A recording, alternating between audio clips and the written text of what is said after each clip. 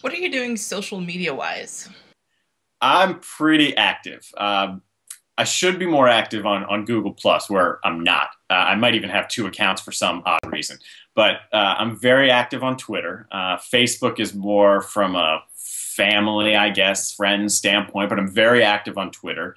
And I try and promote myself. I try and promote the games that I'm doing more so than myself, kind of where I am, the game that I'm calling, promote the game.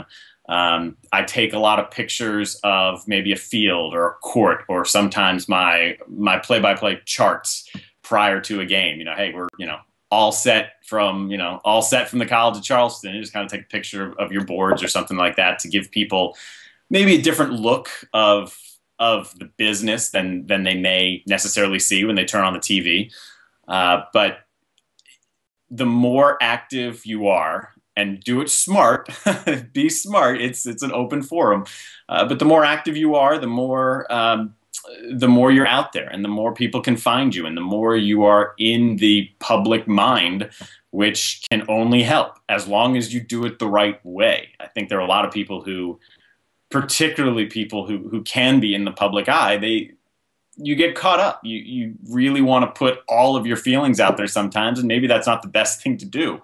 But I'm pretty active. Which outlets are most useful for someone who wants to bolster their career but isn't familiar with the territory yet? That's a very good question. I can tell you Twitter is helpful from a game prep standpoint. If you're following the media relations department for a team or a league that you happen to be calling a game for in the coming days, they're all very good. Most of them are about putting out stories and putting out links. So that has been very, very helpful.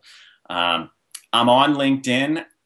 I haven't seen much of a benefit of being on LinkedIn, and Facebook, I don't know how much help that is from a business standpoint, but I think Twitter has become the best way. It's the best way to get your news immediately, and it's a way you're going to find things you wouldn't necessarily find. I remember during football season, which was it? Maybe it was basketball season, and there's a center for Appalachian State. And I think the media relations department for Appalachian State retweeted a TV story from a local affiliate about the background of a basketball center and how he had come over from overseas, and then his high school was shut down and he didn't have a family, and then then he fights his way through and eventually earns a scholarship. I mean, I never would have seen that story, and it became a great story. I think I used it on 3 different occasions throughout the season when I had an Appalachian State basketball game. It's stuff like that that's invaluable when you can add a little bit of color to the broadcast and a little bit of background that isn't in a game note, and it's not in the media guides. It's only in a story someone else has done, and it was a great piece, and it's great information that fans, I'm sure, want to hear.